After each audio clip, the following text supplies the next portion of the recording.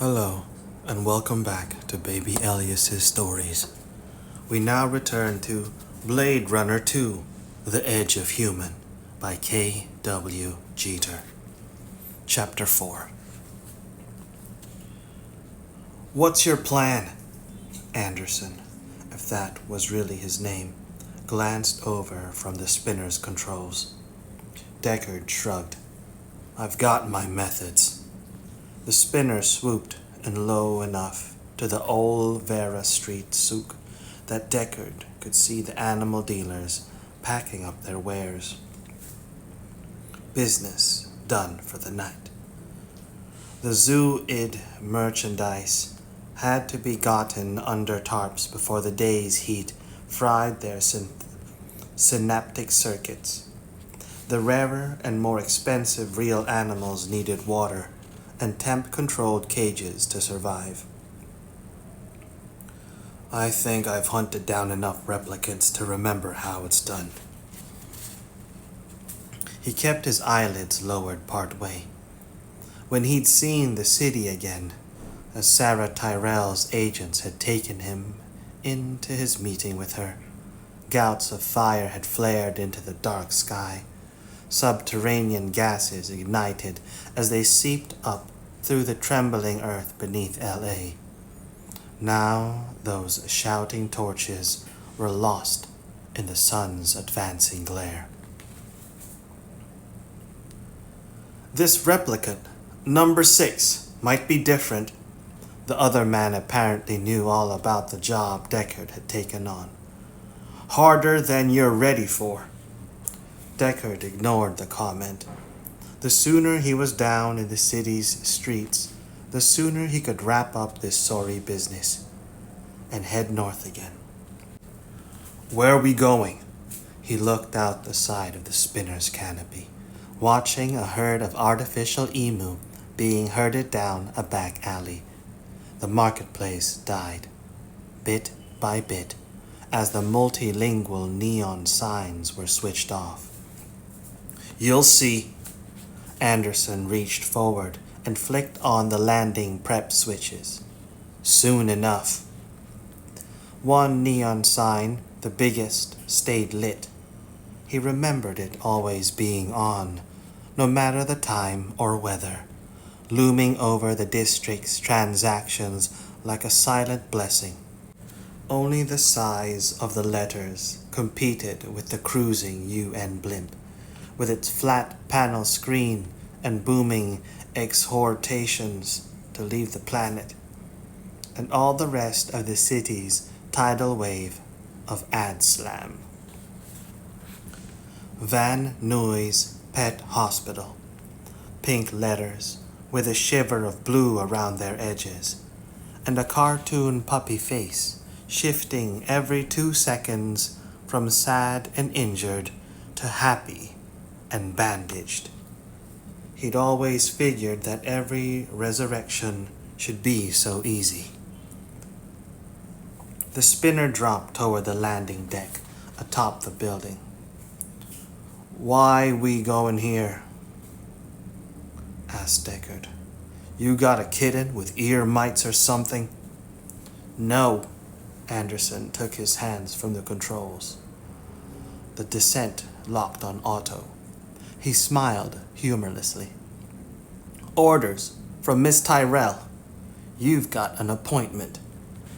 Deckard let himself be hustled into the elevator, even before the other 2 spinners touched down. He'd come this far without putting up a fight. No point in starting one now. He watched as the man beside him punched in a security code. The elevator doors slid together. Tiny space sank into the faint but unmistakable odors of disinfectant and animal droppings. Panel lights charted the descent into the building's midsection. When the doors opened, he found himself gazing into the spectacled eyes of a smaller man, lab-coated, drooping, tabby asleep in the cradle of his arms. Should I stick around, Mr. Isidore? Anderson held the elevator door from reclosing. No, I don't think that'll be necessary. Scratching behind the tabby's ears, the gnomish figure tilted his head, brow wrinkling. I'm sure our good guest will behave himself. I have a choice. Well, Isidore mulled, frowned. Probably not. Don't, whispered Anderson into Deckard's ear, do anything stupid. He stepped back into the elevator, hit the buttons, and disappeared behind the stainless steel doors. Not to worry. The tabby stirred and yawned. They're paid to act like that. It's all an act. You should know. Deckard followed the man. Sometimes it's not an act. Oh, yes. Isidore glanced over his shoulder. You know that too. That's when people and other things, that's when they get hurt. He held the tabby closer against his chest, as though protecting it. The concrete floored space narrowed to a corridor lined with cages, stacked 3 or 4 deep, and larger kennels. The air beneath the bare fluorescence was laced with mingled animal scents.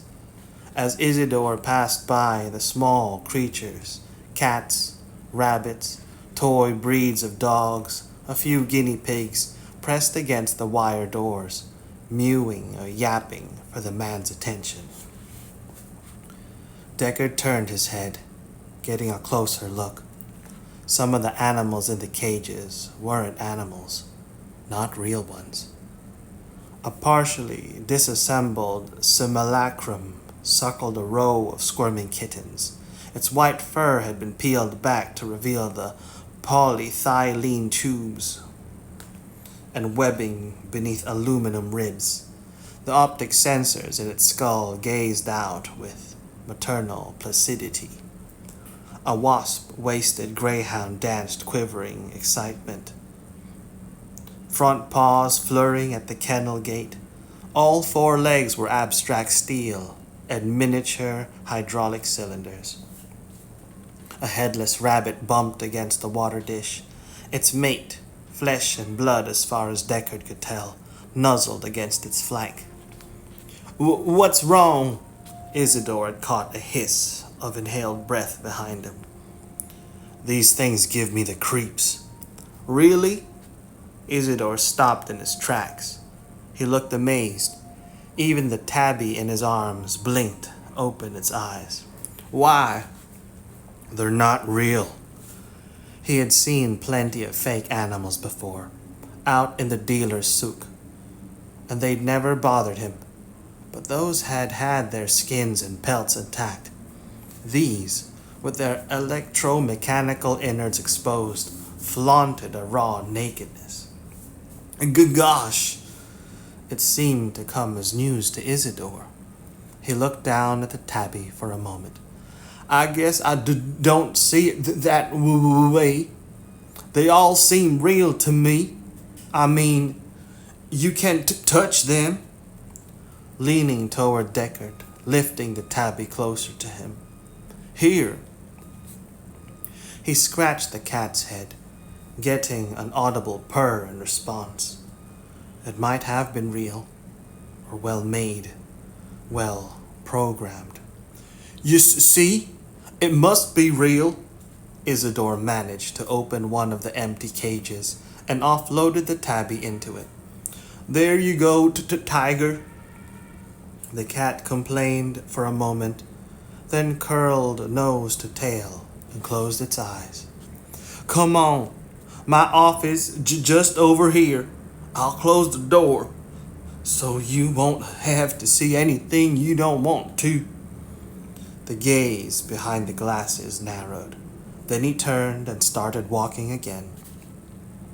What's that supposed to mean? Oh, nothing. Turning a key in a lock, Isidore directed a thin smile at him. Just that I wouldn't have thought you'd be so sensitive. He stepped through the doorway, given your domestic arrangements and all. Got a point. Deckard walked into a low-ceilinged, windowless cubicle. Walls covered with freebie calendars and thumb-tacked photos of pets and their owners. Satisfied clients, he figured. Except Rachael's all in one piece. That's the difference.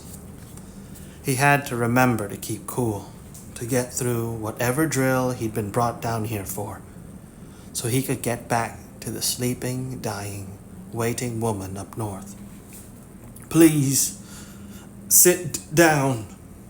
The other man dropped himself into a swivel chair behind a desk covered with mounds of papers and empty foam cups. Really, I do want you to be comfortable. We have a lot to talk about. This says your name's Hannibal Sloat. Sitting, he'd picked up the cheap wooden plaque from the desk. He held it by one end. You or somebody else? Mr. Sloat was my boss a long time ago. Then he died. Isidore looked around at the office's molting walls, then pointed. That's him up there. He turned his head and saw a hard copy news clipping, browned with age, stuck to the wall. In the low-res photo, a fat man with pock-marked skin held a dangling cat out to a couple. The woman stroking the animal with one delicate hand, the man turning a slightly embarrassed smile toward the camera. Deckard shifted around in the chair. Nice guy? Oh, sure, real nice. In his will, he left me the pet hospital. He brought his gaze back down to Deckard's. He left me everything. Really? The swivel chair seemed to have grown larger, as though it were capable of swallowing him up. As he folded his arms in his lap, it's a big responsibility. What is? Giving distemper shots? Lube job on a replica Pekingese, maybe? Doesn't seem like anything you couldn't handle. That's what I used to think. There wasn't anything more to the job than that. Even when old Mr. Sloat was still alive and I was working for him, that's what I thought the Van Nuys Pet Hospital's business was. Like you said, shots and repairs. So if it's not like that, Deckard set the plaque down on the desk's corner. Then what is it? Well, you'd probably say we deal in fakes, like out in the soak, phony goldfish, and cats and dogs and stuff that you can't tell from the real thing. I mean, the living thing. What you'd call the living thing. Don't you? I thought that's where the money is. That's what people like. The fakes. The real ones. They just make a mess. It's just easier dealing with the simulations. The other nodded slowly. Wisps of silky white hair drifting over his pink scalp. I guess that's what somebody who spent so much time as a Blade Runner would think. You had your own way of dealing with those simulations, didn't you? He studied the lab-coated figure on the other side of the desk. Look, is this why I was brought here? So you could rag on my moral condition or something? You needn't have bothered. He put his hands against the chair's arms, as though he were about to push himself upright and walk out of the office. You know so much about Blade Runners. You ever hear of something they call the curve? Maybe. Isidore shrugged, nervous. Some kind of cop talk? The Wombaugh curve. Strange to be talking about it out loud. It'd always been something that everyone in the LAPD knew about, could feel sitting under the breastbone like a ball of lead, but never spoke of. Another ticket to the department shrinks, where if they found you were too badly screwed up, they'd take away your gun and the answer to all your problems. The index of self-loathing. Blade runners get it worse and faster than other cops. Comes with the territory. Isidore's eyes looked wet and sympathetic behind the glasses. Then what happens? Depends. Once the dissection had begun, it was easy to sink the scalpel in deeper. Upon where you are on the curve. He used to think about these matters late at night in his flat, sunk deep in the overstuffed leather couch. One of the pleasantly expensive things that his bounty money had brought him. In the lonely splendor that followed his divorce with a bottle of 25-year-old single malt from the Orkney Islands close at hand, that sweetly tasted of smoke and dirt and money as well. Nobody ever said that blade running sucked on the paycheck scale. Sometimes he'd sat there, brooding or anesthetized, with replicant blood still splattered across his chest. One time, he'd lifted his glass and had seen the drops of red written across the back of his hand, and had sipped and closed his eyes and not felt a thing. Eventually, the curve gets steep enough. You fall off. I did. And then you weren't a blade runner anymore? Seconds passed before he could say anything. No. He shook his head. I guess I wasn't. Too bad. Steel under Isidore's voice, a thin needle of it. A little late for all the ones you killed. Deckard gave him a hard stare. Listen, pal. A weapon in the eyes. I was just doing my job. I knew you'd say that. No flinch, no stammer. It's what they all say. All the murderers. The cop on guard duty actually lifted his rifle across his chest. The next move would bring it down into firing position. Full auto, rock and roll. You got security clearance for this floor? A mean look underneath the SWAT team cap. Hey, don't sweat it, man. The figure in the hospital's green scrubs raised his empty hands. An easy smile, but cold eyes. I hit the wrong button. Got off on the wrong floor. That's all. He slowly lowered his hands. No need to uncork the artillery, pal. Wrong button, huh? The guard kept his finger on the trigger. At this range, he didn't need the sharpshooter tags under the LAPD shoulder insignia. He could have set the muzzle's hollow eye right on the breastbone beneath the hospital staff outfit. Well, why don't you turn around, get back into the elevator, and push the right button this time? That way you won't get into trouble. What's the deal anyway? The smiling man raised up on his toes, scanning over the guard's head to the open unit where the floor's sole patient lay surrounded by gurgling machines. A half-dozen doctors and nurses who seemed to be more like technicians and electronics geeks. Softly bleeping dots drew spiked trails on a bank of video monitors. This guy's some kind of VIP. Beyond the bed and the body, windows reaching to the ceiling, overlooking the city.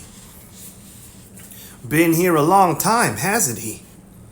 The magma-like LA sun battered the towers, the glare washing out the view screen of the UN blimp as it cruised by, making its constant pitch for off-world emigration.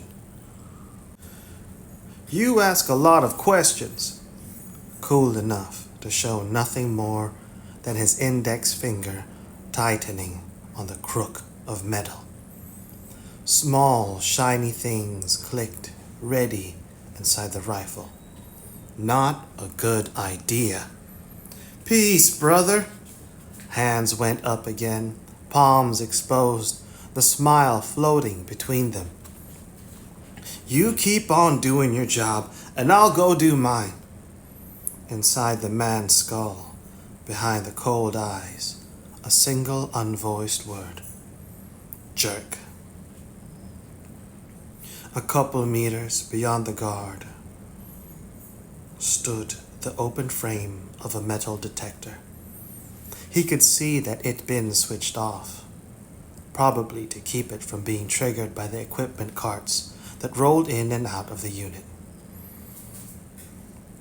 It wouldn't have mattered to him if he'd had to step through the thing, still smiling, to find out what he needed to know. The small, efficient gun hidden at the small of his back was sheathed in enough microprocessor-controlled evasion polymers to slip past a goddamn radar station. It was the lazy unprofessionalism that irked him. These putzes were amateurs, all black leather and chrome-eyed swagger and sloppy on the details. Typical. He reached behind himself and hit the elevator call button. Already there. The door slid open and he stepped back, hand still up for a joke, the smile still on his face. He gave a little wave through the narrowing slit. Bye now. Leaning back as the elevator descended, he let the smile creep up into his eyes. Behind them were no words, just a map, the exact layout of the unit, the guards, the machines and doctors, and the man on the hospital bed, who had a hole where his heart and lungs used to be. He got off on the next floor down. No guards on this floor. He collected his gear, bigger and more rawly industrial looking than the hospital's usual chrome equipment carts, from an unused storage closet and wheeled it into the maternity ward. He began unfolding the heavy bracing struts, the pronged steel feet digging into the scuffed rubberoid flooring. What the hell are you doing? Some kind of nursing supervisor came bustling toward him, waving a clipboard. You can't put that thing in here, whatever it is. The smiling man turned toward the woman. Oh, I think I can. Farther along the ward, on all sides, an audience of pregnant women watched the altercation. They all looked huge and imminent, lying on closely spaced beds in gurneys, raising their heads just enough to look over their rounded abdomens to see what the noise was. Their passive faces, medicated or endorphined, radiated a Buddhistic calm. Besides, his smile grew larger, though less reassuring. I won't be here long. I'm calling security. The nursing supervisor turned and strode toward the central station. That's not a good idea.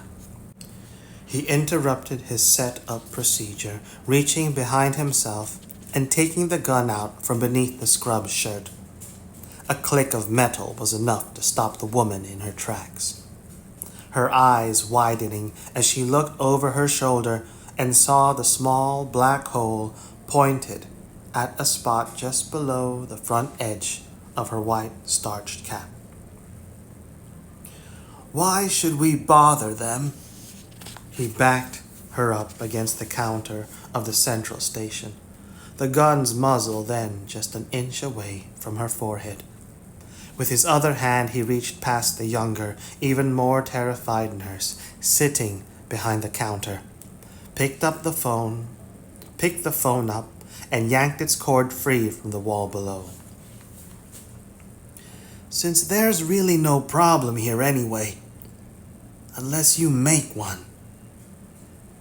His smile broadened as he took the gun away from the supervisor's face and used it to point toward the station's other chair. "Have a seat." He walked back toward the bulky device, squatting in the middle of the maternity ward's floor. The eyes of all the pregnant women had latched onto him. A couple of the less tranquilized had started to weep softly, pulling up the thin sheets of the gurneys and trying to hide behind them. "Ladies, you're beautiful just the way you are." He held the gun by his own head, pointing it toward the speckled acoustic ceiling. "Just stay like this, real quiet." He turned, sweeping the beam of his smile across them. "And then we'll always have this moment together, won't we?" The mothers-to-be stayed frozen in place, just as he wanted them. He glanced over his shoulder at the women back at the nursing station. "I'm keeping an eye on you too." With one hand, he pulled out the last of the device's struts and jacked it into place. "So just relax. This'll only take a moment." In the breast pocket of his green scrub shirt was a remote with 2 red, unmarked buttons on one side. Taking a pace back, he fished the metal box out.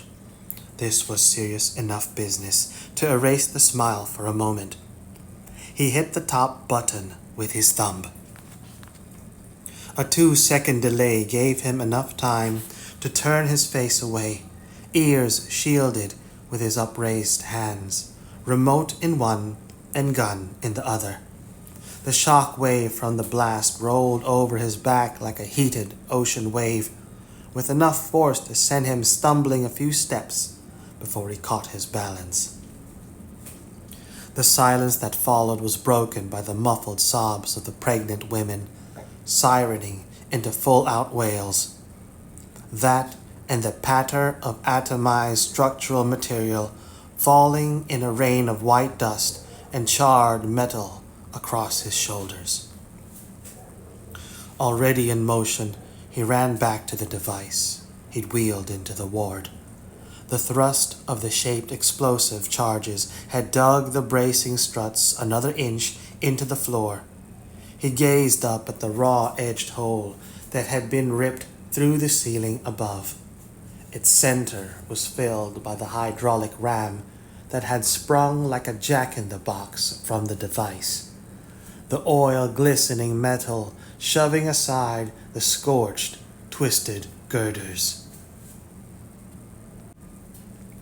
Strapped to one side of the device was an attaché case of chrome and molded black neoprene. Tucking the remote back into his scrub shirt pocket, he pulled the case free and started climbing. The wrist of his gun hand catching the holds riveted to the side of the ram. On the floor above, the hospital staff and security guards were still stunned by the blunt prow shape that had erupted in their midst. Jagged metal scrapped along his spine as he emerged partway into the smoke and settling dust. A quick look around, with the case pulled through and flopped down onto the hole's buckled perimeter. He saw the heart and lung patient right where he'd planned on. The rail bed surrounded by the whispering machines. The monitor screens had flipped, the explosion having sent the beeping lines into sharp, pointed spasms and trilling alarms. Letting go of the case's handle, but not the gun, he pushed himself up and onto the edge of the hole. The doctors and nurses, the ones left standing, had been shoved by the explosion against the walls. At least one had been hit by a bit of flying shrapnel. Blood formed a bright net across his face and surgical gown before he collapsed onto his knees. The patient on the bed, at the edge of anesthetized consciousness, stirred feebly inside the web of hoses and tubes. "Hey, buddy." The smile returned to the man's face, his eyes brightening as he called to the guard, dragging himself toward the rifle that had landed a few feet away. The words were enough to stop the guard, his fingertips a fraction of an inch from the butt of the rifle. The hesitation was more than enough. The guard raised his head, and the smiling man fired. One shoulder hit the rifle as the bullet's impact tugged the guard by his shattered skull along the floor. He could hear the alarms shrieking somewhere else inside the hospital. Time dwindling down. Time dwindling now.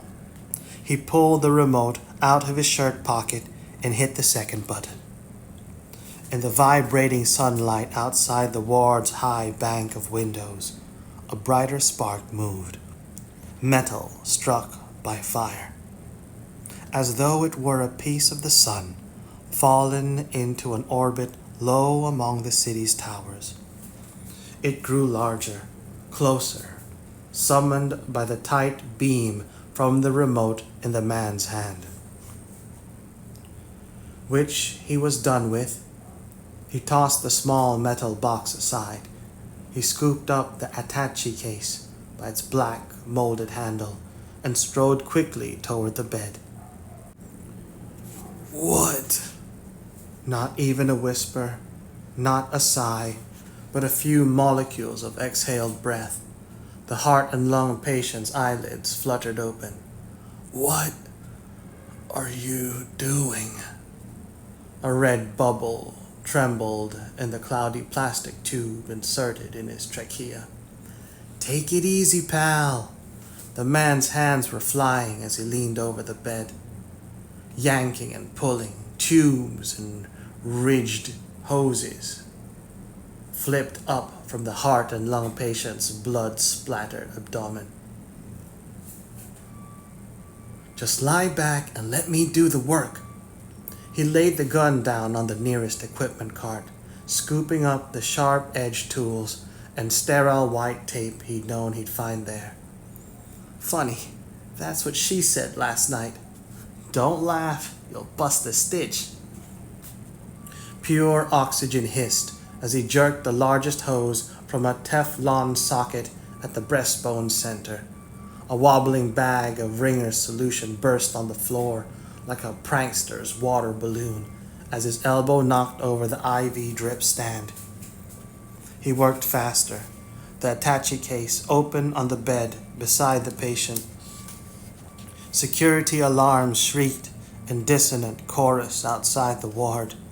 He could sense through the floor the tremor of distant running, the quick, faint noise of ammo clips being shoved into place touched his ear. He didn't look up. He'd already measured the exact amount of time he needed. A spear of reflected sunlight hit his face. Glancing up, he saw the spinner, a modified light cargo model, approaching the window bank. No one in the pilot's seat. The program, triggered by the push of the remote's button, guided the spinner closer, the steel-reinforced nose gleaming a meter away from the glass, then less. With a sweep of his forearm, he pushed the disconnected machines away. Another chrome rack toppled, sprawling the loose tubes, spastic octopus. With the roll of surgical tape, he spliced the smaller lines from inside the attaché case, snugging them tight to the implant connections that studded the patient's torso. "Let's go!" He flipped the switch beneath the glass square set in the case's lid. A flat green line coursed across the monitor. "Son of a bitch, come on!" Smile into angry scowl. A fist struck the densely packed machinery. A miniature bellows sucked and gasped through a mesh filter, but the green line remained a perfect horizon. Both fists doubled. He struck the man on the bed, hitting the narrow target between the throat and the red-edged tubes hard enough to part-way jackknife the man's knees toward his chest. "Jesus!" An agonized whisper. One of the heart and lung patient's hands came free. From where it had been bound by the wrist to the bed's chrome rail, he feebly tried to fend off his attacker. "Jesus Christ! Get away from me!" The man above leaned down, sealing his mouth over the others. A suction tube already prodded into the kiss. A hard exhale, and the patient's chest raised in response. From the attaché case came a bird-like chirp as the monitor's green line jittered, then caught in a two-stroke beat. The artificial pulse slowed, steadied as the man, smiling again, wiped his mouth and adjusted the knob for the adrenaline flow. "I hope you're ready to travel." Words barely spoken when the high bank of windows shattered, sparkling points of glass arcing across the ward. The segmented metal frame bent and twisted, bolts screeching out of the floor and walls as the nose of the freight spinner shoved its way inside the hospital building. The smiling man brushed glitter of broken glass from the heart and lung patient's raw, exposed chest. He reached a hand behind and raised the patient up, his other hand looping the surgical tape around, strapping the attaché case and its nest of hoses tight against the body. "Hold on!" Glass crunched underfoot as he shoved the wheeled bed toward the spinner, now motionless in the gaping architectural wound. Rifle fire behind him. He glanced over his shoulder and saw the bright muzzle flashes, the crouching figures of an LAPD security team, more of them darting from the bank of elevators as the doors slid open. The dark uniformed men running head down with guns in hand, taking up positions around the ward's narrow entrance. A bullet clanged and ricocheted from one of the bed's curved metal bars. Others slammed into the surrounding walls. The ruptured floor with the entry device's battering rams still reared up into the space, and the knocked aside medical equipment formed a partial barricade between the man and the new arrivals on the scene, momentarily shielding him from a direct line of attack. He reached to the small of his back for his own gun, found nothing, remembered that he had left it sitting on top of the main respiratory assist machine at the edge of the nest of tubes and hoses from which he'd yanked the bed. He could see the gun now, a small black shape on top of shiny chrome, too far away to reach, especially with a sharp horizontal rain of hollow points lacing the room. He swung back toward the shattered windows, watching across the prostrate form of the heart and lung patient as the freight spinner outside rotated, bringing its open cargo bay door toward the jagged teeth of glass. The glaring sunlight hit his face like a furnace's hot flood. One of the spinners' flanged air intakes caught on a bent, broken section of the window steel frame. The thrust engines whined higher in pitch as the autopilot program shoved the vehicle against the obstruction. The cargo bay opening stayed where it was, nearly 2 meters away from the ripped edge of the hospital building. Through the echoing clamor of the rifle fire, he could hear the security team shifting position, moving closer into the ward. He took a few steps backward, drawing the hospital bed with him, then bracing his hands against the lowest rail on one side. No! The heart and lung patient had seen what the other man was getting ready to do. You can't. Impossible. Shut up. He pushed the bed full force, digging in and picking up speed, head lowered, bull-like, and muscles straining beneath the green scrubs. A second later, the rolling bed had hit the rim of the floor-level window frame. Momentum tilted the bed over and sent it flying toward the spinner outside. The cargo bay as the exact center of the target. His own momentum and a final diving launch carried him after.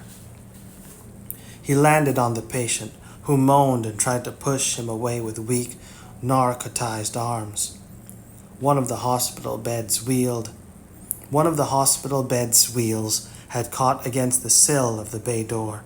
The chrome frame and mattress fell outside the spinner, scraping against the hospital exterior as it spiraled down toward the city streets below.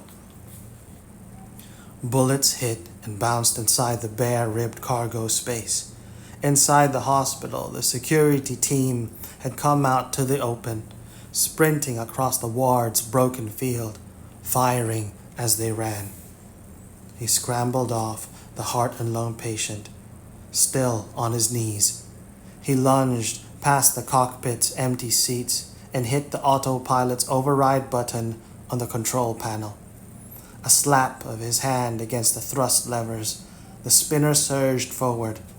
A forearm slung around the pilot's seat's headrest, keeping him from being flung back into the cargo space. Through the cockpit's glass curve, he spotted the steel hook of the broken window frame, digging further into the engine's air scoop. Enough to tilt the spinner at a 45-degree angle as it fought against the crude grapple. A metal hail hammered small dents into the side panels. Over his shoulder, he saw the heart and lung patient sliding helplessly toward the open bay door. Hanging on to the pilot's seat, he reached back and managed to claw a handful of the billowing sheets into his fist. Shock and fear had cut through the patient's anesthetizing drugs.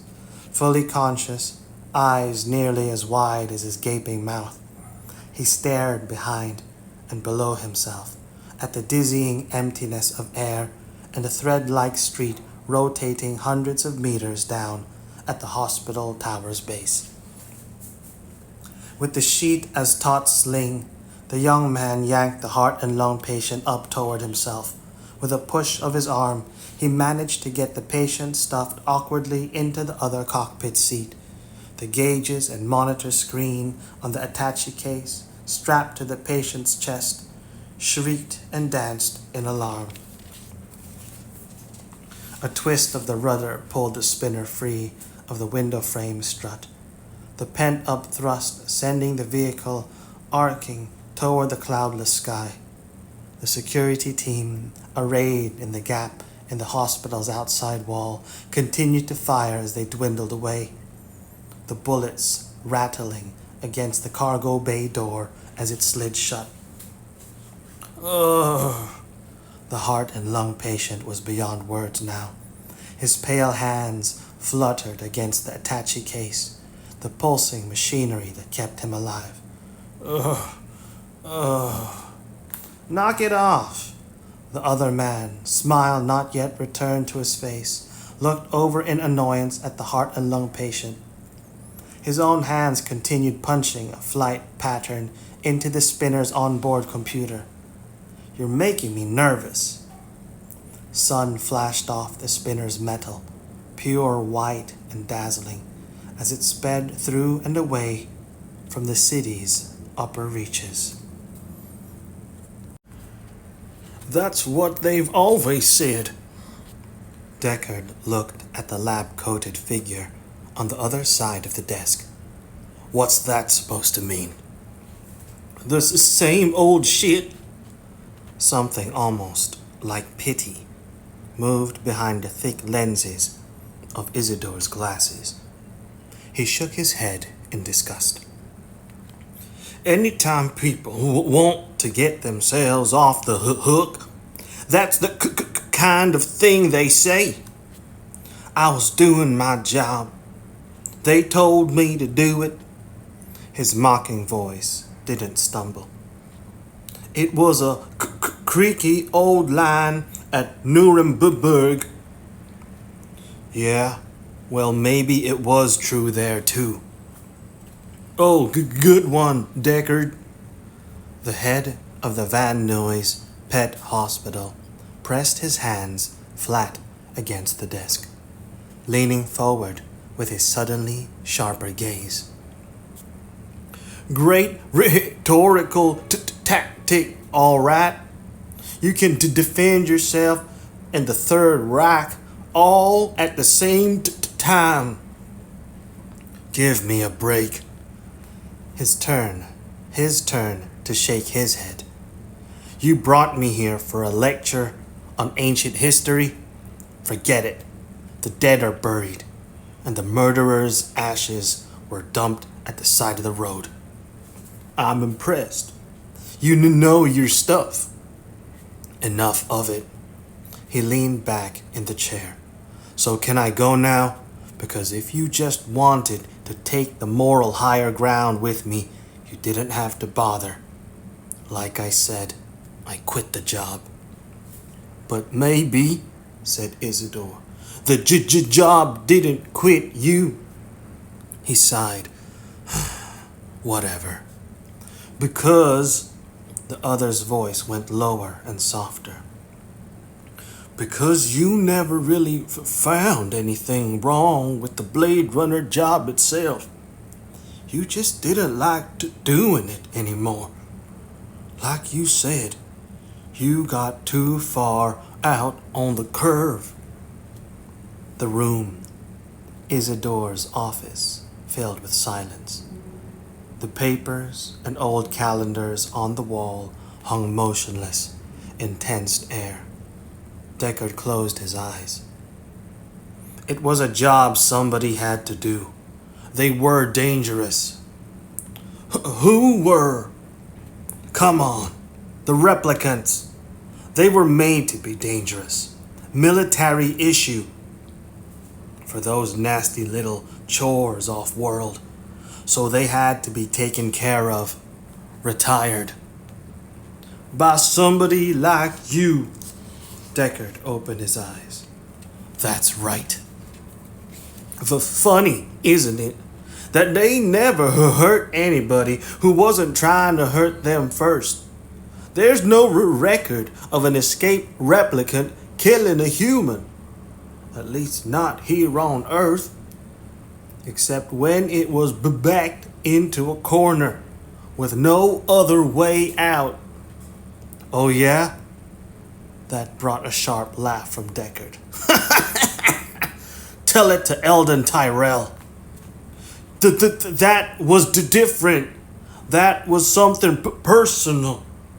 Isidore's expression turned brooding. Besides, Eldon Tyrell deserved to die. He was a real son of a bitch. Believe me, I know. Deckard wasn't going to argue the point. Tyrell, when alive, had given him the creeps. Plus everything he'd scoped out since. All the bleak shimmer he'd picked up from the man's niece, Sarah, hadn't changed his mind. All right, said Deckard. Maybe replicants are nothing but saints. Human, however, they are not. Is that you talking, or the Blade Runner? Take your pick. But you loved one, a replicant, or you still do. You used to sleep with her, in your arms. Doesn't make her human. He could hear the coldness in his own voice. Not for Rachael, but for everything else in the world. If she were human, she wouldn't be dying now. So you're right about Tyrell. That 4-year lifespan was one of his bright ideas. The Nexus 6 replicants were his big chance to play God, and all he could think of to do was hardwire death into their cells. Isidore gazed sadly at him for a moment. If that didn't make her human, you're loving her, then what would? Nothing. He shook his head. There's a difference between human and not. That's what the tests are all about, the Void Conf tests. He knew he sounded like a Blade Runner now. These were the articles of faith, the core beliefs of the job. She couldn't pass the test for the first time I gave it to her, out at the Tyrell Corporation headquarters. He wondered how much of this Isidore already knew. There was some kind of link between Isidore and Sarah Tyrell. He just didn't know yet what it was. I spotted her then. It took a while, but I knew that she was a replicant. But it wasn't just the Void Conf tests. That machine you guys haul around with yourselves. It was something else. Something inside you that could say this one's human and this one's not. That's the essential thing, isn't it? About being a Blade Runner. That ability to make the distinction between what's human and what's not. What just goes around and walks and talks and acts like a human. He shifted in the chair, as though trying to avoid the probe of the other's words. I suppose so. That's very interesting, Mr. Deckard. With a forefinger, Isidore tapped one lens of his glasses. You know, I see pretty well, at least with these I do. But that's one thing I've never seen. This difference between human and not. Between the real and the fake. I don't think I could, even if I had one of your fancy Void Conf machines. He gave a tilt of his head toward the office's door. It comes with the territory, I guess. My territory, that is. Look out there with the animals. You said the phony ones gave you the creeps. The ones you could tell were phony because they were broken or something. And for a minute there, I couldn't even tell what the hell you were talking about. He still looked perplexed. I mean, I understand. I can tell the difference between one and the other up here. A finger tapped the side of his head. But I can't tell the difference down here. The same finger prodded at the chest beneath the white lab coat. But I guess that's fairly common, huh? Otherwise we wouldn't have Void Conf machines. Or Blade Runners. The guy had started getting on Deckard's nerves. The soft sarcasm ignited a defensive spark inside his own chest. You're forgetting something. The Void Conf machines, the tests, those Blade Runner skills, they all detect and measure something that actually exists. That's empathy. You know what that is? I got an idea. Deckard leaned forward, drilling his hard, level gaze into Isidore's. It's the ability to feel what other living creatures feel. Humans have it, replicants don't. Not to the same degree, Not enough. That's what makes them dangerous. One of Isidore's eyebrows lifted. This empathy. Rachael doesn't have it? The spark burned hotter inside him. He could have killed the man on the other side of the desk. Maybe not, he said finally. Or she wouldn't have let me fall in love with her. She'd have known better. A sigh, a shake of the head. See how much you complicate things with all this business about what's fake and what's real? Your big deal void conf machines? What did they measure? Really measure? A millisecond's difference in pupil dilation times? A blush response that's one shade less pink than the prescribed norm? You know what you were like when you were running around being such a badass Blade Runner. Like a Rasen proofer. Something else right out of the Third Reich. The stammer evaporated as Isidore's ire rose. Remember what those were? Racial examiners going around Berlin with calipers and measuring people's noses right out on the street. A millimeter too big, not quite the correct shape, and boom, you weren't defined as human anymore. Your ass was off to Auschwitz.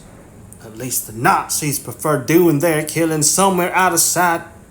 Guess that makes them a class act compared to you guys.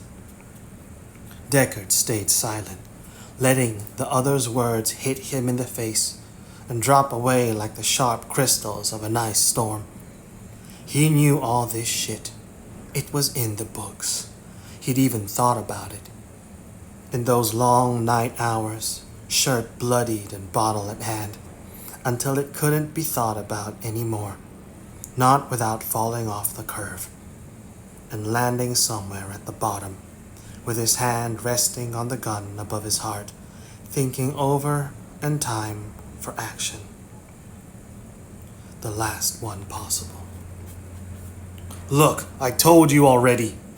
He felt a thin sheen of sweat on his palms, a nervous response to the other's threat. I quit the job. Bryant, my old boss, he put the screws on me to go back and do it again.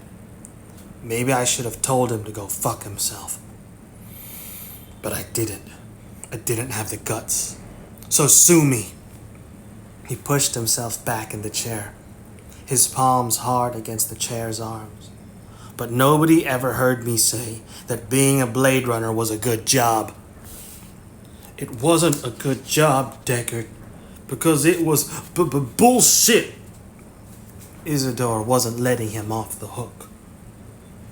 The empathy tests, the void conf machines, they're all crap. They don't even work. Have there ever been any false positives? Subjects who had the tests run on them, who were identified as being replicants, only they weren't? He hesitated a second before answering. The same question, in different words, had been asked of him once before. He shook his head. No. As I said, bullshit. What about the St. Paul incident? Gears meshed inside Deckard's head, trying to grind out an analysis of what this little man was up to. He knows too much. The St. Paul incident was more than top secret. After that mess had been cleaned up, the details hadn't even been recorded, so there would be no files to purge. Just the memories that the Blade Runners themselves carried around, locked behind their foreheads. St. Paul. The words came slow out of his mouth. St. Paul was an accident. I don't think that's what they'd call it, if they could call it anything. Those dead, or their ashes at any rate, were buried somewhere in Minnesota. Bad luck was as much a death penalty crime as being an escaped replicant. During the peak of the winter flu season, a pharmacist in central St. Paul had handed out his remaining stock of an upper respiratory humectant, once popular but pulled off the market by the Food and Drug Administration, to his family and friends. A member of the LAPD Blade Runner unit goes back to visit his folks for Christmas, gets drunk with an old high school girlfriend, runs the void conf test on her for a joke. The over-the-counter flu medicine contains a mild CNS depressant, just enough to tweak down her iris fluctuations and blush response. The Blade Runner on vacation takes out his gun and blows her away. On a roll, he runs the void conf tests on everybody around him, including his aging Norman Rockwell-type parents. Determined that he's surrounded by a nest of escaped replicants passing as human. In the next 12 hours, the only thing he stops for is to reload. Bad luck, real bad shit. One of Deckard's old partners in the Blade Runner unit, the coldest of the bunch, had to go back there and pull the plug on the guy, who by that point was completely nuts and seeing escaped replicants everywhere. Extremely terminated, the loose cannon Blade Runner's body was flown back to Los Angeles and buried with honors without details. The lid was clamped down in St. Paul with judicious application of the slush fund that Bryant administered out of the bottom drawer of his desk. Silence on the matter, at least until this Isidore character opened his mouth. "How do you know about St. Paul?" A smug expression settled on Isidore's face. "Mr. Deckard, it's my business to know about things like that. It's the business of the Van Nuys Pet Hospital. The real business." "Yeah? And what's that?" Isidore glanced at the pictures tacked to the wall. "I didn't even really know until old Mr. Sloat died. I just worked for him before that, doing what he told me to do, fixing up those busted animals, the fake ones, as you'd call them. But then he was gone, and he left me everything." He brought his gaze back around to Deckard. "When he left me, the great task, the responsibility, what he had done and what I had to do, that was when I found out the truth." Behind the round lenses, his eyes looked both wise and pitying. "You're a failure, Deckard. You were a failure before you quit being a Blade Runner. The whole Blade Runner shtick is a failure. You're supposed to be keeping escaped replicants from running around on Earth, being dangerous, as you like to think they are. Well, you blew it. You and all the rest of the Blade Runners. You didn't accomplish jack about tracking down replicants. And you know why? Because you can't do anything about it. You never could. Blade Runners, sheesh. Bunch of frauds, wasting taxpayers' money. The LAPD should have pensioned you off or put you back in uniform, made terrific cops out of you.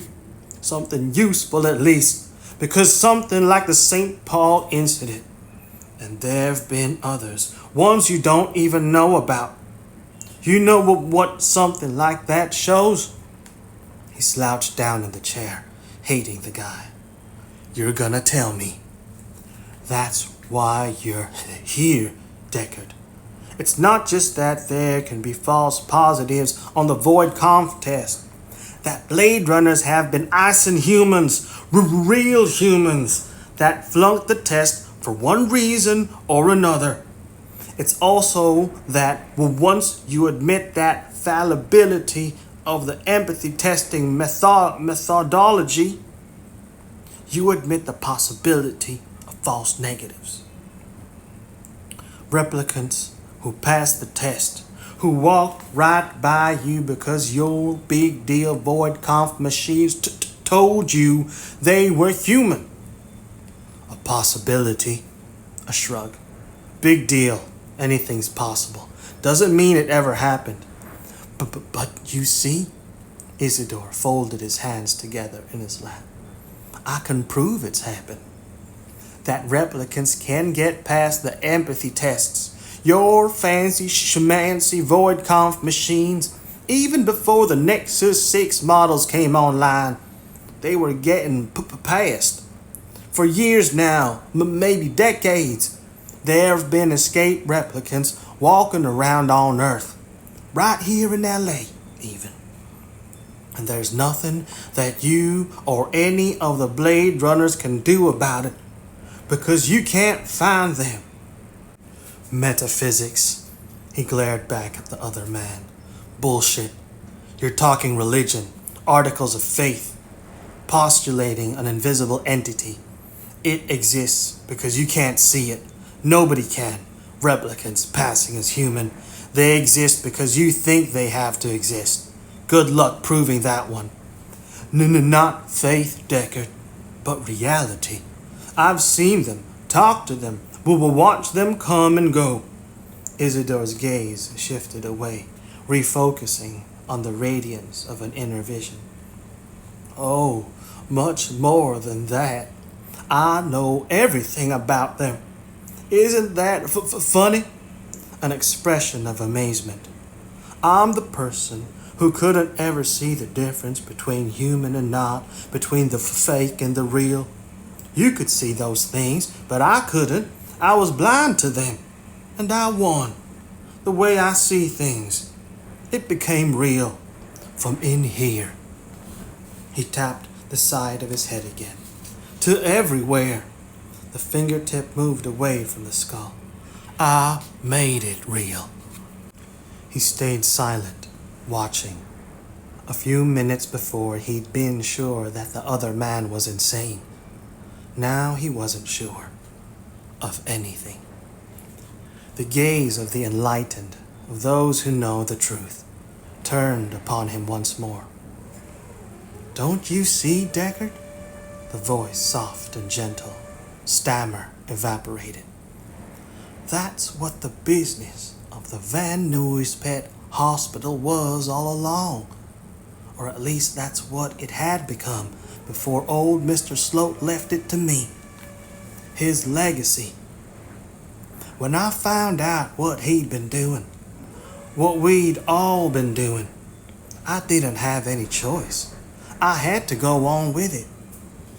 He peered closer at the man. With what? Turning fakes, what you'd call fakes, into the real. That's what we'd started out doing with the animals, building and repairing them so they couldn't be distinguished from the ones that'd been born that way. Doing it with animals is legal. Hannibal Sloat just took it the next logical step. The necessary step. The Van Nuys Pet Hospital is the last station on the Underground Railway for escaped replicants.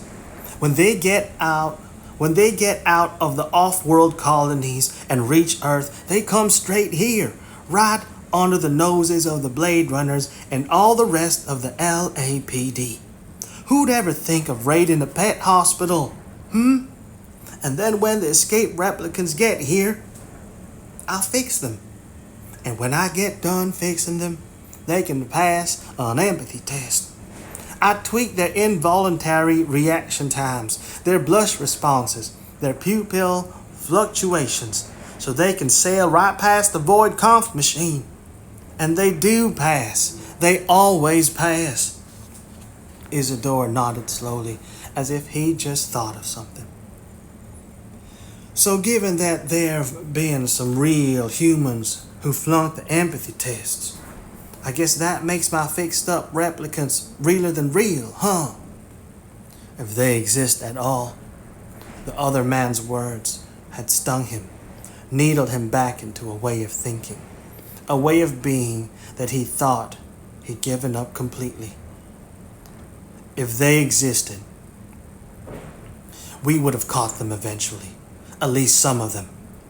Deckard could hear an old brutality setting steel in his voice. And it's got nothing to do with being a Blade Runner. It's about being a cop and what cops know. You're talking conspiracy, buddy. Anytime you got that many in on something, some of them are gonna crack. They're not as strong as the others. They're not as good at hiding, at sweating it out when they know they're being hunted. All it takes is one, and then the whole game's up. And that's how we would have caught your fixed up replicants, if they existed. True, Isidore nodded slowly. As you say, not everybody has the nerves for hiding, for staying hidden. You and the rest of the Blade Runners must be proud of having made yourselves into such objects of fear. Terrorists, really? But this is something that old Mr. Sloat knew all about. He knew what to do about it too, and I've done the same as he did. There's more than just the blush response that can be fixed on an escaped replicant. There's the memory. That can be fixed as well. Now I know you're bullshitting me. False memories in replicants are implanted at their incept dates. When the replicants are created, the phony memories are part of them from the beginning. You're wrong, Deckard. Or partly so. The incept date is when the Tyrell Corporation shoves in whatever false memories they want their replicants to have. But it's not the only time it can be done. The neural access pathway is hardwired into the replicant's neocortices. In fact, the bandwidth of the data channel is one of the design features of the Nexus 6 line. I could show you the schematics. It was so the corporation could cram more stuff into their heads before they sent them off the assembly lines. But the access to the memory areas is still there, like a door without even a lock on it. You just have to know where to look for it, and then use it. And that's what you did, supposedly? Oh, yeah. A look of dreamy triumph moved behind Isidore's glasses. No supposedly about it. It's my job. I'm very good at it. And when I'm done, his gaze sharpened once more. Some of the people you thought were humans, they were actually replicants, and they didn't even know it. You'd be surprised to learn who they were, and are. The room seemed suddenly smaller, as though the walls had snugged up against his shoulders. What's that supposed to mean? Like I said, Deckard. The other's voice was as smooth and piercing as a hypodermic. You'd be surprised. Very, very surprised.